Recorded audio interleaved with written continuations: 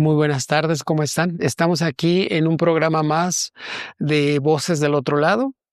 Hoy estoy muy contento porque estamos visitando a una maestra que pues es toda una leyenda, un ícono de la danza, no solo clásica, sino contemporánea en nuestra ciudad y en nuestro país. Hoy les hablaremos o conversaremos con una maestra, con una artista cuya trayectoria une la disciplina de la danza clásica con la exploración escénica contemporánea. Además, el lugar es muy bonito, es un lugar con tradición, no es un lugar nuevo para nada, se siente desde que uno entra aquí que esto es danza de abolengo. Entonces, no se vayan, esto es Voces del Otro Lado. Voces del Otro Lado. Abraza tu identidad. Bueno, después de oír nuestra cortinilla, regresamos y les voy a decir que estamos con la maestra Farahilda Sevilla. Mucho gusto, muchas gracias por la entrevista. Al contrario, maestra, muchas gracias por recibirnos y por acceder a tener esta charla con nosotros.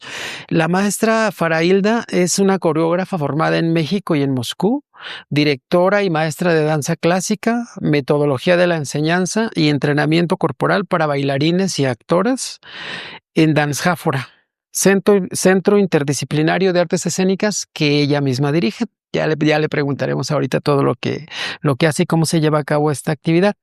A lo largo de los años, su espacio se ha consolidado como un referente formativo fundamental por el que han pasado numerosos bailarines y actores, me imagino, y creadores que hoy son parte activa de la escena dancística nacional y posiblemente hasta internacional, ahorita lo veremos, tanto en compañías independientes como en instituciones públicas y proyectos multidisciplinarios e interdisciplinarios.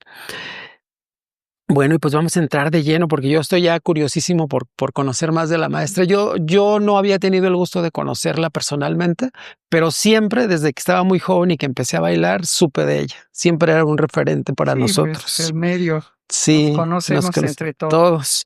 Entonces, maestra, ¿nos puede platicar cómo empezó su relación con la danza? Bueno, pues a través de mi padre. Mi padre era poeta, era matador de toros, poeta, escritor, dramaturgo y periodista.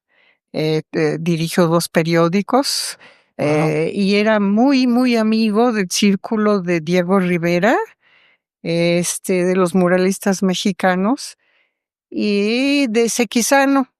Cuando Sequizano, que fue el pionero de teatro, maestro pionero, maestro de todos los directores que incluso hoy están algunos de ellos trabajando, porque fue el primero que introdujo a Stanislavski a México. Okay. Era un japonés, Sequizano, que estaba casado con Waldín, una de las pioneras de la danza en México, ¿no? Claro.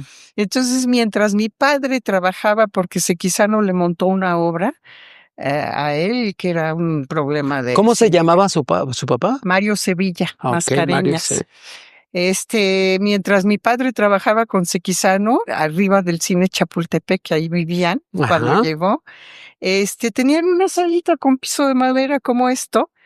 Entonces, mientras mi padre trabajaba con Sequizano, Waldín daba sus clasecitas en la sala con pisito de madera y yo trabajé.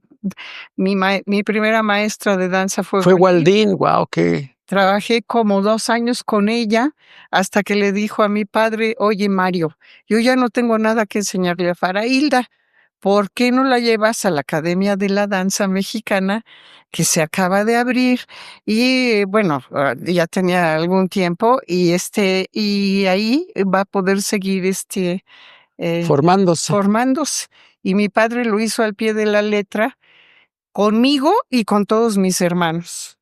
Tengo un hermano que se llama Mario Sevilla, que también fue matador de toros, muy dotado, alumno preferido de Tulio de la Rosa. Un gran maestro de ballet también. Sí. Y mi hermano Leonardo, que es antropólogo ahora, que también quiso ser matador de toros, hasta que dijo: no, papá, los toros no es lo mío. Hubo ruptura familiar, incluso porque mi padre muy inteligentemente nos metió a todos a la Academia de la Danza Ok. porque no quería vernos que anduviéramos de vagos en la calle perdiendo el ¿Los tiempo. metió en la academia? ¿En ese tiempo la academia estaba detrás del auditorio o ya No. estaba en Coyoacán? No, estaba en Avenida Hidalgo frente a la Alameda Central. ¡Wow! Eso no lo sabía yo. Sí. Y entonces, como 2 o 3 años después, se hizo la Academia de la Danza atrás del auditorio y nos fuimos todos para allá. Y entonces, mi hermana también, la más chiquita, estudió danza y ella es Amparo Sevilla Villalobos, ha sido, pues es antropóloga muy importante. Sí, muy conocida en el ámbito de la cultura también. Ha sido dirigente de las regiones de las Huastecas, tiene investigaciones muy profundas sobre las danzas de salón. Ella dice que son importantes porque es la búsqueda de la identidad barrial de las gentes que van a bailar a los salones. Tiene tesis y tiene cosas muy Sí, suena muy interesante su investigación, bueno, sus investigaciones, ¿no? También. Y ahora es jefa del Departamento de Investigación de Antropología e Historia. Wow. Pero fue bailarina, adorada por Bodil Jenker y adorada por Josefina Lavalle.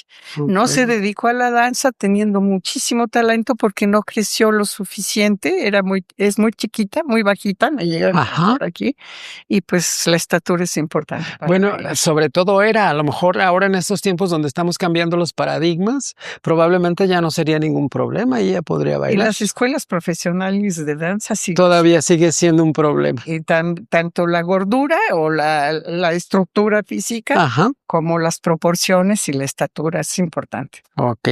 Entonces, maestra, su primera aproximación a la danza pues fue con Waldín. Dice que fue su primera. Maestra de danza. Qué honor, ¿no? Qué orgullo también. Y mi padre antes me había metido a estudiar gimnasia sueca con una sueca que era mucha elasticidad y etcétera. Yo ya cuando entré con Waldín, pues no me costó nada de trabajo porque ya...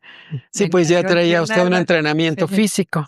Tengo una licenciatura, título profesional de la Academia de la Danza Mexicana. Mexicana. Sí, y empecé a dar clases como todos los que nos graduamos en la Academia de la Danza hace mucho tiempo.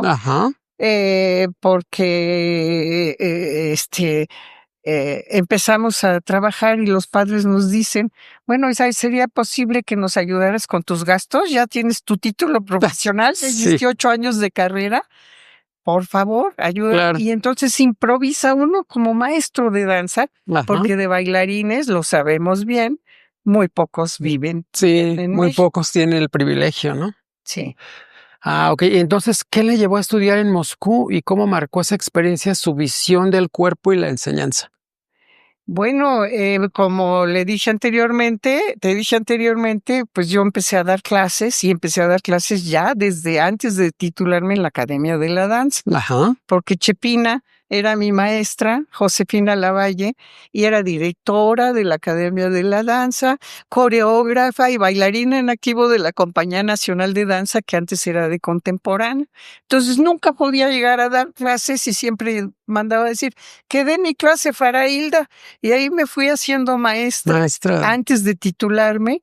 Y era buena maestra, tenía palo de maestra, pero desde luego, pues es a nivel intuitivo, se improvisa uno como maestros. Y entonces me hice buena maestra, los grupos que me dieron son muy brillantes. Le puedo mencionar varias de mis alumnitas que dejé antes de irme a la Unión Soviética, que son coreógrafas importantes y bailarinas importantes. Entonces Chepina me dijo, oye, Farailda, fuimos Carola Montiel y yo, que ya murió Carola Montiel, se acaba de abrir el intercambio cultural entre México y la Unión Soviética. Eran los tiempos de Echeverría. Claro. Hay 2 becas para ir a estudiar danza, posgrados. ¿Te interesan? Porque ella estaba convencidísima de que yo iba a funcionar muy bien, danza, claro. ¿no? ¿Te interesan? Yo me acababa de casar, tenía yo 2 años de casada. Le dije, pues claro que me interesa. ¿Te irías? Le digo, por supuesto que me iría. No le importó que tenía que dejar. No sabía lo que eso era, ¿no? Porque con mi padre veíamos muchas películas de ballet rusas y eran las grandes admiradas. Sí, claro, claro. Y entonces ir a Rusia y becada, pues por supuesto, y me fui.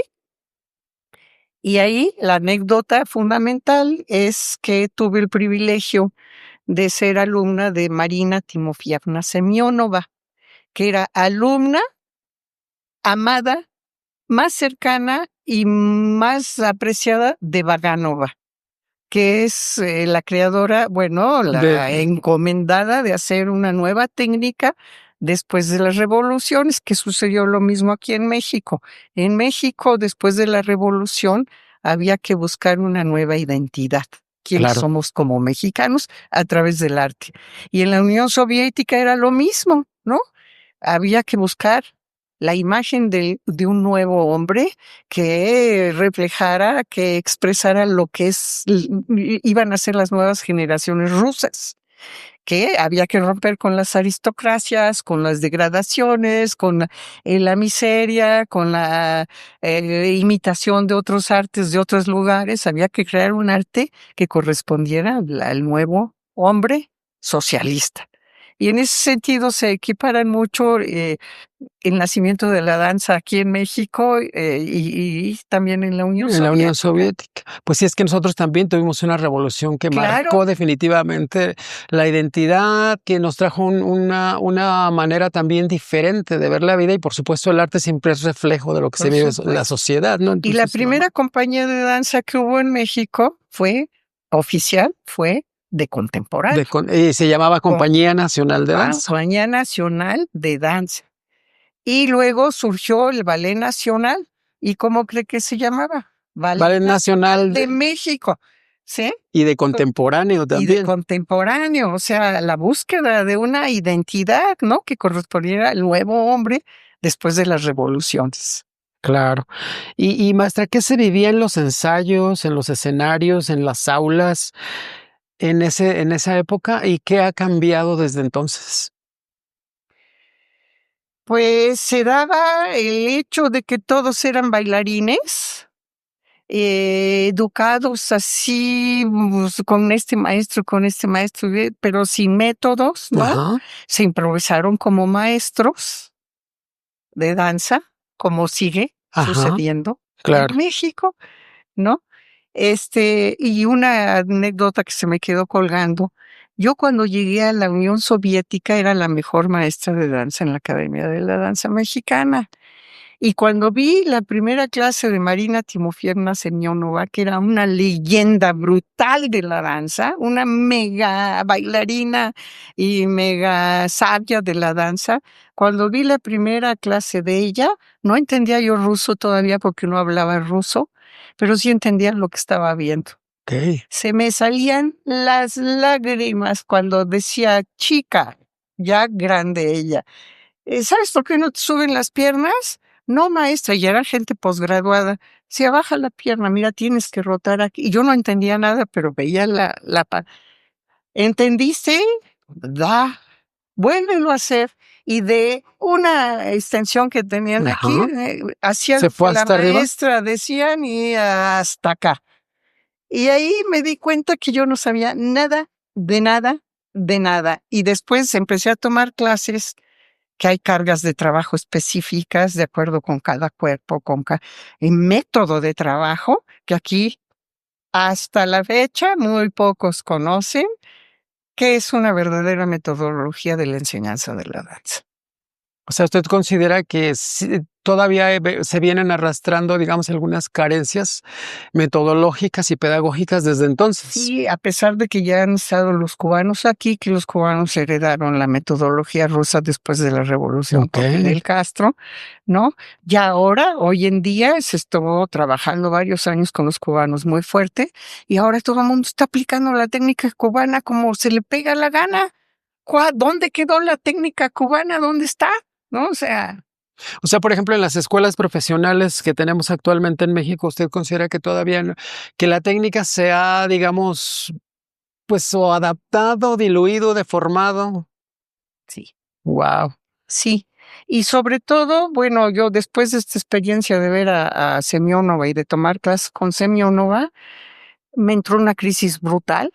Lloré 3 semanas seguidos, día y noche, cuando me di cuenta que yo ya tenía un título de 8 años de carrera profesional, que dizque era la mejor maestra de la Academia de la Danza Mexicana y que no sabía yo nada. Fue traumático. Wow, sí, pues debe haber sido impactante. Y a estudiar, porque a eso vine, ¿no? ¿Cuántos años duró su formación en 2 Moscú? años. 2 años. Sí, pero la intensos, carrera del intensivos. posgrado de allí son 4 años y medio. Ah, ok. Ustedes duraron 2 años porque solamente eso duraba la beca del intercambio. Así es. Ah, ok. Así es. Pero bueno, en 2 años aprendió lo que, como eso sé que no había. Tuve la gran maravilla de que el maestro Pepe Solé, Ajá. que había sido mi maestro y yo había trabajado con él, llegó de attaché cultural. Entonces había hecho usted teatro antes también. Sí, ha colaborado con el maestro Solé en cuentitos y en cosas, ¿no? Okay. Y mi padre era dramaturgo también. Sí, es lo que me había había comentado, sí. Y entonces llegó de agregado cultural junto con Guillermina Peñalosa a Rusia mientras yo estaba ahí. Y entonces yo dije, qué fantástico, estos métodos son maravillosos y lo ponen a uno a hacer clase y a aprender a través del cuerpo, pero teníamos mucho tiempo libre en las tardes. Y yo decía, bueno, a mí me encantaría ver cómo se aplica esto, no en mí, sino con los niños, ¿no? Y fuimos a la escuela, Carol y yo, a la escuela, al Bolshoi, a la Uchilishi, que es la escuela de danza, y le pedí permiso a Galovkina, que era la directora en ese entonces, de entrar a ver clases para ver cómo se estaba aplicando la metodología.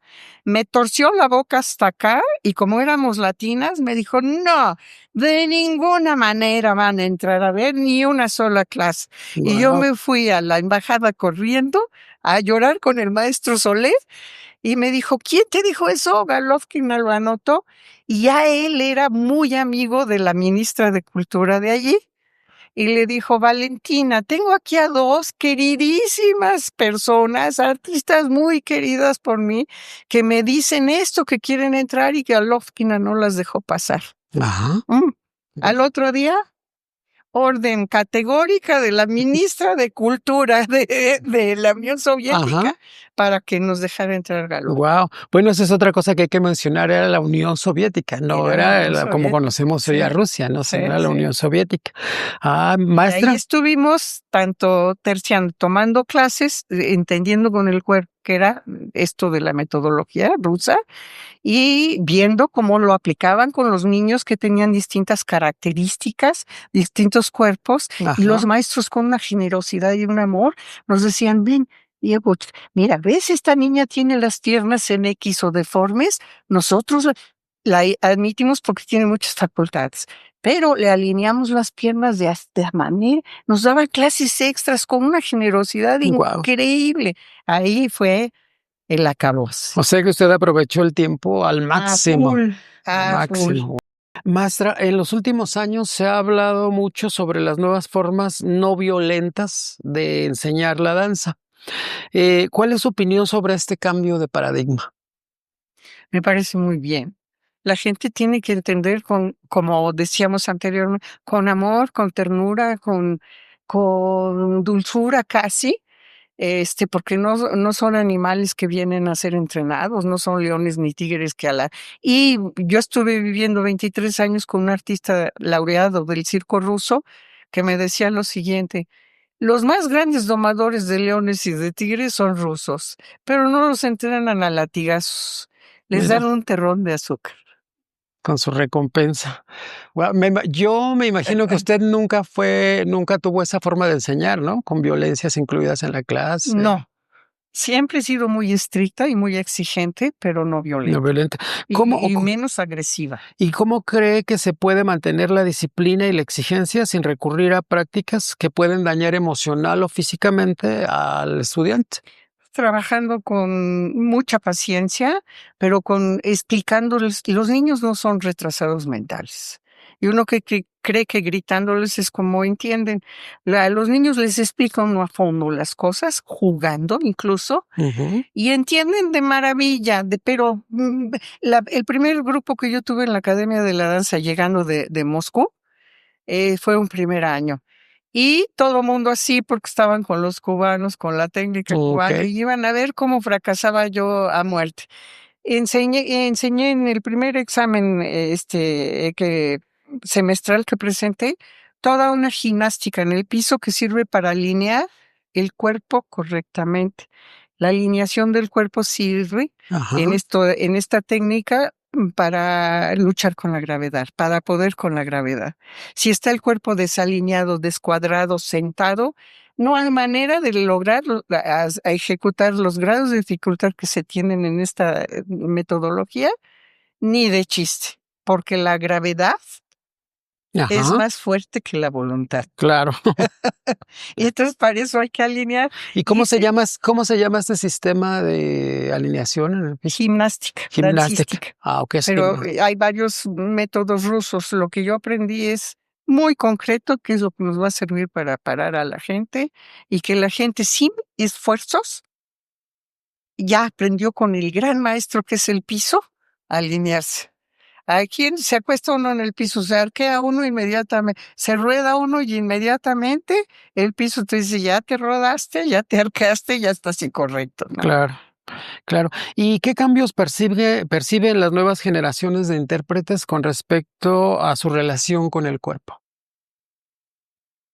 Bueno, afortunadamente se ha abierto mucho a través de Internet y a través de los nuevos medios de comunicación la posibilidad, si se quiere, de estudiar y si no, de espiar y si no, de observar, ¿no? Claro. Y entonces en ese sentido sí se ha ampliado. No obstante, sigue habiendo un grandísimo porcentaje de improvisación en la enseñanza de la danza en México. Es un poco el método, síganme los buenos, imítenme. Y lo que buenamente uno interprete de lo que ve es lo que está reproduciendo y eso no es ningún método de enseñanza. Hay que usar croquis, ¿no? De los esqueletos, de las capas musculares, explicarles si son niños jugando, mira aquí se mueve el huesito así, mira, y ahora párate ya, nunca a gritos ni a sombrerazos. Ok. En ese sentido, ¿qué piensa usted de las escuelas profesionales ahora en la manera en que imparten el ballet? Por ejemplo, para el contemporáneo, que es una manera diferente, supongo, de enfocar para los profesores, de enfocar el método, ¿no? Bueno, definitivamente ha mejorado mucho el panorama nacional, bastante. No obstante, yo acabo de estar en una de las escuelas profesionales calificando los exámenes semestrales y veo que hace todavía mucha falta preparar a la gente que egresa como bailarines, porque no hay posgrados de pedagogía, ¿no? La gente que egresa como bailarín, que se improvisa como maestro, es muy importante que tengan la posibilidad de acceder a los métodos de trabajo para enseñar, no para bailar, sino para enseñar. Que el que enseña bien tiene alumnos que bailarán bien. Claro, entonces usted propondría que se hicieran esos posgrados, ¿no? En pedagogía. Veo que desgraciadamente, como estamos ahora de recortes y de esto que no quisiera ni siquiera tocar el tema, el recorte a la educación, que se invirtiera. En México hay talentos extraordinarios que se pierden en el camino por una mala enseñanza. Que se invirtieran las nuevas generaciones, que se les diera la posibilidad de traer a técnicos, a maestros, preparados para abarcar la gran población mexicana que hay de artistas, ¿no? Claro, claro. Y maestra, pasando ahora al tema creativo. ¿Cómo define usted su proceso creativo? Porque la maestra también es coreógrafa. Y bueno, me imagino que, bueno, yo llegué a ver una obra que se llamaba Cuatro Narcisos cuando yo empezaba a bailar y pues es bastante, para mí era muy sorprendente que una maestra de ballet, de danza clásica, hiciera una coreografía como esa, porque tenía una gran propuesta contemporánea. Entonces, ¿qué significa o cómo define usted su proceso creativo? Bueno, yo en mi formación en la Academia de la Danza también tomé muchos años de coreografía con Bodil Jenkel, Ok. ¿sí? Con Guillermina Bravo. La carrera es multidisciplinaria. También tomamos muchos años contemporáneo. Yo, de hecho, tengo una mentalidad por mi formación familiar Ujú. y después me casé con un filósofo Ok. que está dedicado ahora a trabajar sobre el arte contemporáneo, pero a pensarlo desde la filosofía, a saber de dónde nace el arte contemporáneo, qué proponen, etcétera, etcétera. Tengo una mentalidad mucho más contemporánea. Eso me hizo una mezcla muy interesante porque entreno a los gentes al principio muy rigurosamente en danza clásica, pero se les abre el campo a que trabajen con danza contemporánea y con coreografía. Hemos trabajado con gente como Abramo Seransky, que Ok. nos vino a dar a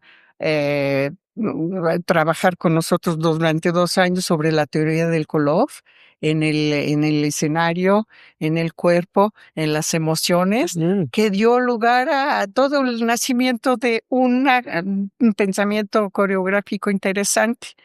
Yo hice una coreografía que se hizo en 8 versiones distintas que se llamaba La Folía y que era el tratar de hablar de víscera a víscera con el espectador, Ah, no ok. del intelecto al intelecto. Era la locura del cuerpo, pero era una locura muy Mm. cuerda, ¿no?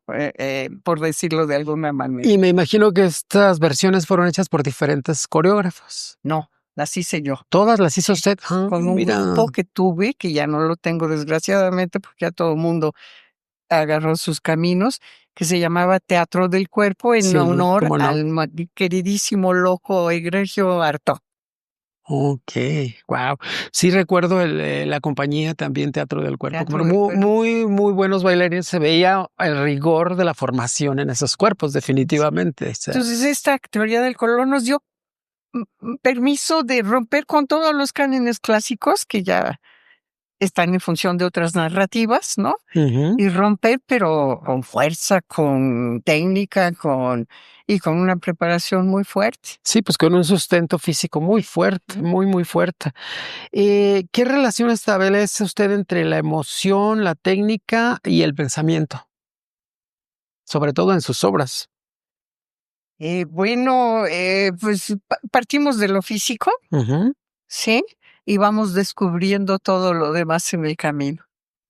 Y partimos de lo físico a partir de la teoría del color, que ya luego le platicaré más. Ah, ok, de la A mí teoría. es fascinante. Sí, me puedo Y quiero volver imaginarlo. a abrir cursos porque lo desinhibe a uno mucho creativamente hablando.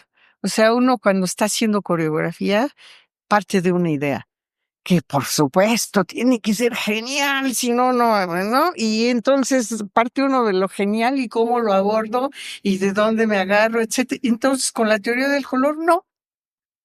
Dividimos, es muy específico, pero también tiene mucho que ver con lo contemporáneo. Yo tiro este aparato, lo tiro. Entonces me muevo como alrededor de él y voy creando las formas y luego las voy texturizando. Y esas danzas que van surgiendo van contando sus propias historias, que son las historias del cuerpo. Ok, Y wow. eso va creando el argumento. Y no parto de una idea a priori que es, Ni de un guión, ni de ay, nada. ay, ay, ay, ay, ¿no?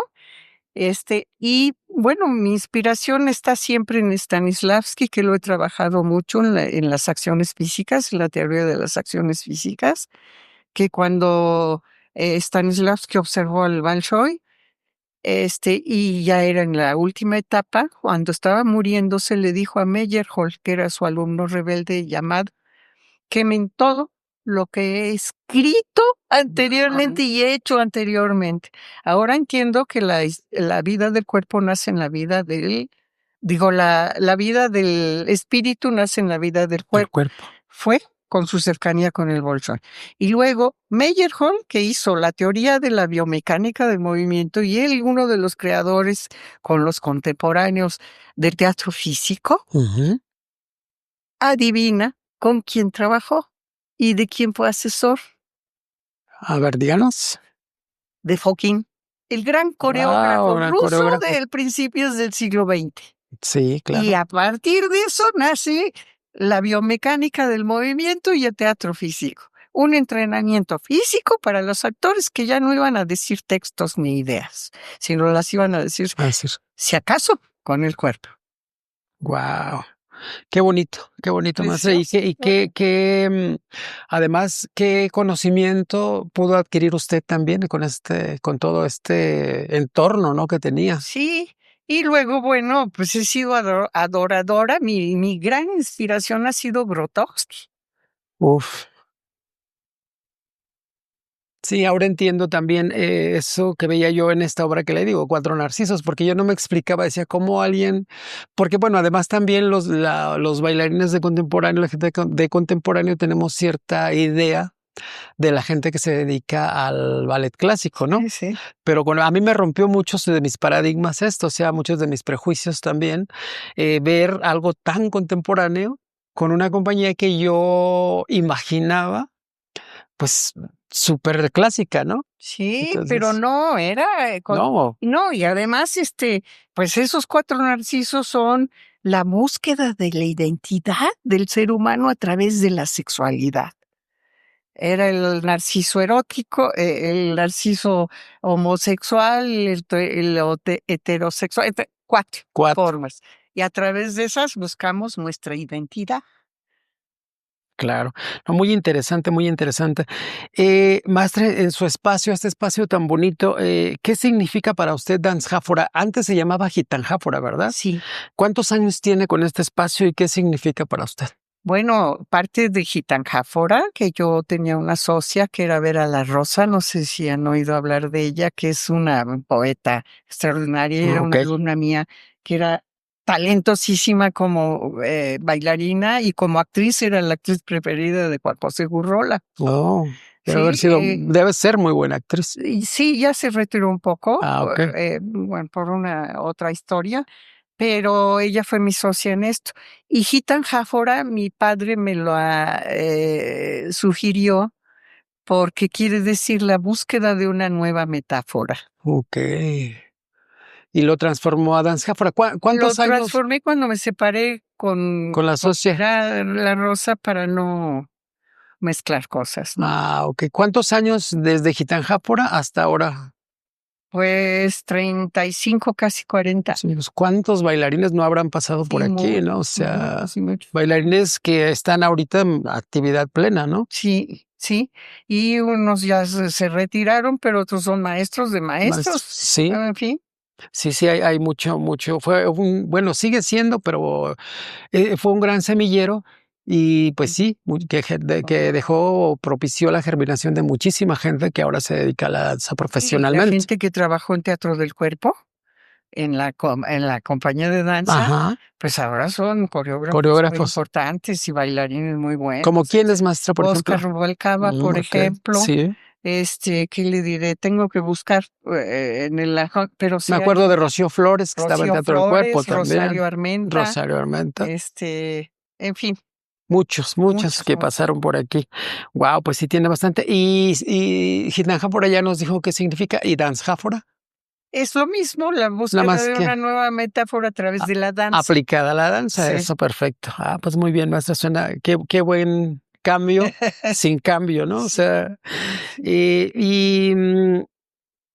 ¿cómo construye usted ese diálogo entre la danza, el teatro y las otras artes que se imparten o que se cultivan aquí en el centro, Dancehafora? Pues con mucho estudio, mucho trabajo, buscando qué es lo que quiere uno decir, pero con un lenguaje que no tenga nada que ver con el que aprendemos en el salón de clases, Ok, ¿no?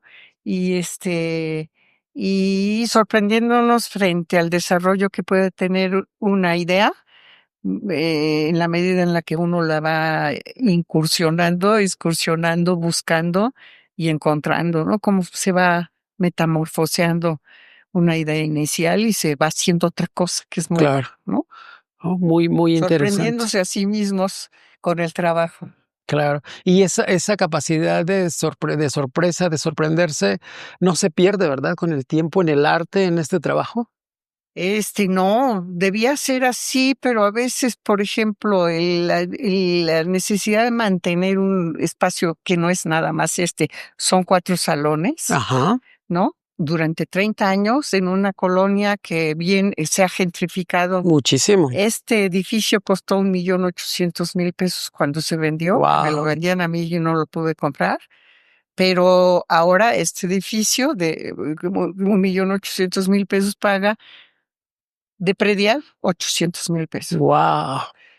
Entonces las rentas suben, Sí, puedo suben y suben. imaginarlo. Es muy difícil mantenerse sin agobiarse por la realidad, que es hay que Claro. pagar lo que hay que pagar. Sí, Dansjáfora, para que también nuestra audiencia sepa, está ubicado en Marsella, número 60, en el tercer piso. Es una colonia muy, muy cara y, como dice la maestra, Colonia muy Juárez. gentrificada, la Sí. colonia Juárez, Sí. muy cerca de la zona rosa, muy, Sí, muy y cerca. de Reforma y Insurgentes. Reforma Insurgente, sí. Si ustedes quieren entrenarse, ya saben, porque la verdad es súper recomendable. Ay, muchas gracias. Súper recomendable la maestra. Continuando, maestra, también nos comentaba usted, regresando un poco a todo esto de las interdisciplinas y demás, me comenta que usted trabajó o trabaja con el maestro Eugenio Barba. Mm. Eh, Bueno, he estado muy cercano A él. al Odinteat, siempre. Y varios de esos actores son como hermanos míos. Ok. Yo me fui a Italia 2 años, a trabajar con un grupo que se llama el Teatro Tascabile di Bérgamo, que son los grandes especialistas en danza teatro oriental, Wow. ¿no? Por sugerencia de Eugenio.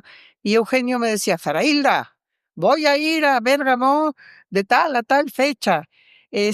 Anota, yo te quiero ver tal día, en la mañana vamos a desayunar, tal otro día a comer y tal otro día vamos a cenar. Te llevas tu libreta, tus plumones y todas las preguntas y dudas que tengas. Y entonces me decía, ¿cuáles son tus dudas? Y en el desayuno, paz, porque así es Eugenio. Y maestra, ¿cómo hizo usted en su vida privada, por ejemplo, para poder irse? Porque me dice que ya se había casado cuando pasó todo esto de que se fue del país. ¿Cómo hacía? ¿Se quedaba aquí su familia, su esposo se los llevaba? ¿Cómo funcionaba No, yo esto? me separé a los 8 o 10 años, Ah, ok. pues, porque así es esto. Tuve un hijo que murió a los 42 Oh, años. Mi hijo se quedó con su padre y con su nana, que todavía hasta la fecha está viva y vivita y coleando y Ok. ayudándome y apoyándome en todo. Yo me pude ir, dejé mi casa, dejé todo, pues es que así es. Los amores son los amores, ¿verdad? Sí, claro. Y uno de pronto tiene que decidir. Entre una cosa u otra, ¿no? Así es la vida. Qué difícil tomar decisiones a veces. Lo bueno es que creo que usted siempre estuvo también muy firme en que amaba la danza y creo Sí, que, pues yo soy feliz haciendo lo que hago. Aún ahora, después de un evento de columna que he tenido, que fue gravísimo, ahora en la pandemia, saliendo de la pandemia, yo si me quedo en mi casa de enfermita o de ya derrotada o de delicada, me muero. Yo tengo que interactuar con la gente y estar trabajando y porque es lo que me gusta hacer claro, y es lo que me da vida y me hace sentir viva, ¿no? ¿no? Y qué bueno, porque así podemos todavía, sobre todo las nuevas generaciones, pues pueden aprovechar su experiencia, todo lo que usted puede compartir con ellos, ¿no? Que pues es Sí, a muchísimo. veces es difícil, ya ves que quien trae su propia idea de la vida, de las Sí, cosas, de la danza. Lo que hay que hacer es ayudarlas a que cuajen sus ideas, ¿no? claro. Sí, muy, muy bueno. Que sean fieles a sí mismos. Y maestra, volviendo un poco al tema de la actualidad, ¿qué cree usted que necesita la danza en México para seguir creciendo? Híjole, pues mucha unidad y mucho trabajo. Y yo sí insistiría mucho en pensar, en invertir con metodologías que saquen al país de una situación en la que parece que sí, pero no, ¿no? Ajá, Que es muy importante. Hay gente de verdad, vuelvo a repetirlo, muy, muy talentosa, tanto en el ámbito teatral como en el ámbito dancístico. sí. Sí, claro. ¿Y qué consejo les daría a los jóvenes bailarines o maestros que buscan integrar las distintas disciplinas, que es algo pues que enriquece la danza definitivamente? Pues que trabajen mucho, que aclaren sus ideas, que se acerquen a los ámbitos y a las gentes que los puedan hacer crecer, que los alimenten, ¿no? Yo con Eugenio Barba, por ejemplo, no he estado en un salón encerrada como se encierra con sus actores, nunca. Bueno, Ajá. varias veces, pero no años, ¿no?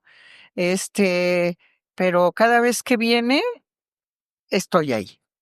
A todo lo A que todo haga lo que y haga. todo lo que diga y todo lo que enseñe. Ay, qué bueno que puedo aprovechar sus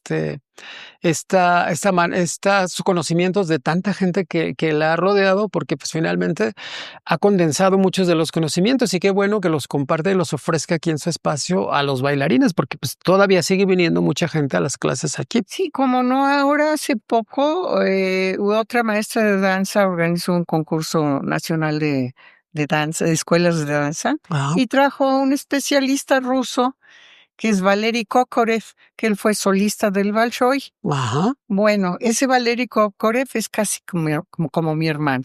Nos mira, escribimos, etcétera, etcétera. Tengo el privilegio de tener ese tipo de amigos, también. hermanos, ¿no? Que cada vez que vienen, ¿qué me puedes decir? Les enseño el trabajo, lo ven, me dicen, me O sea que aconsejan. cuando los ve, hablan de danza, De viven danza, danza, o sí, o sea, del teatro también. también, Tengo claro. amigos, hermanos del Odin Teatro, que ya no están en el Odin Teatro, pero que trabajan como directores y actores en Italia.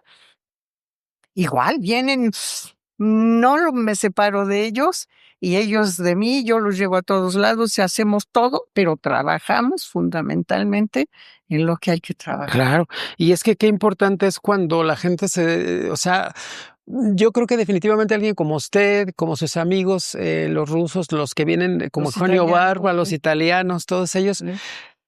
como que viven, piensan, sientan la danza todo el tiempo, ¿no? Están Y el ocupados en teatro, la danza y en y el el teatro. teatro. Siempre me voy de lado con No, el sí, teatro, sí. pero sí, todo el tiempo. Sí, Eso pues el es teatro físico es danza. una obra o coreografía que la haya transformado. La folía. Un recuerdo inolvidable en el aula, en el salón de clases. Hay muchos, muchos. Hay momentos de logros y de epifanías tan grandes que termina uno abrazado de sus alumnos, todos Qué llorando, bonito. todos llorando. ¿Maestra clásico o contemporáneo? Contemporáneo. Lo sabía, maestra, es de las mías. Contemporáneo. Un error del que haya aprendido mucho. Uy, un montón. ¿Cuántos errores bueno, no se me viene uno en específico a la cabeza. Una cualidad que valore mucho en los estudiantes de danza. La inteligencia, tanto corporal como intelectual. Hay gente y la sensibilidad. Y quiero hacer un paréntesis. Yo cuando Ujú, regresé de la Unión Soviética venía con millones de dudas, ok, pero tengo siempre, habiéndome casado con un filósofo, cuando éramos novios íbamos de viaje a todo el centro de la ciudad, a las librerías de viejo, a conseguir los libros que nosotros necesitábamos, que no los conseguíamos en las librerías del libro nuevo. claro. Esa costumbre, cuando yo llegué a la Unión Soviética, veía a mis compañeras estudiando. ¿Qué estás estudiando? Como no hablaba ruso, ¡ay, nada! Ah, Y eran sus libros de metodología. mira, Entonces yo pasó el tiempo, empecé a entender ruso y tomaba nota y me daba mis vueltas por todo Moscú buscando los libros de metodología. Ahora, ¿aprendió a hablar ruso sí, finalmente? sí, Ah, ok. claro, nos daban 8 horas de ruso diarias Wow, y salía wow. uno a la calle y nadie hablaba ni inglés, ¿no? A fuerzas. Y luego me consiguió un novio ruso, Ah, mira. actor, cantante de ópera, Mm, 24 horas al día habla. Es que no hay otra ruso. para Ah, estudiar. es la manera de aprender un Sí, idioma sí. también, ¿no? Y entonces me vine con maletas y maletas de metodología, no de literatura, esa la conseguí una, de metodología. Entonces, de pronto, al empezar a aplicar lo que había aprendido, decía, ay, ¿y esto cómo se hacía? Voy a ir con mis maestros, ya no están. Pues abrir las maletas y ya tengo 2 libros muy importantes a los cuales yo hubiera dado un brazo por tenerlos traducidos cuando estaba estudiando, del ruso al español de metodología de la enseñanza. Claro. Y los que me faltan, los que ya están por salir, que se necesita renunciar a la Claro. vida para Para traducir. traducir. Uy.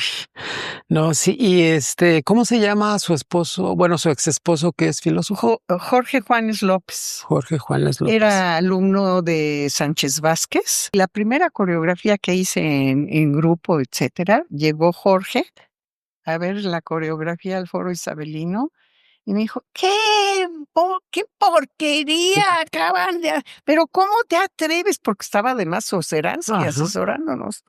¿Qué es esto? Y le digo, pero ¿cómo te atreves a venir a gritarme a medio foro? ¿Así? Eres un idiota y yo un hijo de no sé qué y no sé cuánto. Y luego me quedé pensando y dije, no, la que está mal soy yo. Uno necesita un ojo crítico frente a lo que hace, porque uno es autocomplaciente al 100%. Y necesitas a alguien que te diga, no te hagas pato, te estás haciendo pato. Eso no es ni sombras lo que puedes hacer si te metes a trabajar. Claro. Vamos a continuar con nuestras preguntitas, maestro. ¿Usted cree que el cuerpo enseña o el cuerpo aprende? No, el cuerpo enseña. Que sí y que no. Un lugar donde el cuerpo respira libertad. Bailando. El foro. El foro, ¿verdad? Cualquier espacio que nos den para bailar, ¿no? Un campo abierto lleno de flores sí. Muy bien. Si pudiera resumir su pedagogía en una frase, ¿cuál sería? Disciplina. Claro. Y no sé, ni siquiera es una frase, es una palabra. Una palabra. Es la clave de todo el éxito que puedo no tener. Y nuestra última pregunta, ¿qué la inspira hoy a seguir enseñando? Pues es que quiero seguir viviendo. Y yo aprendo también mucho de mis alumnos. Algo con lo que usted quiera cerrar, maestro.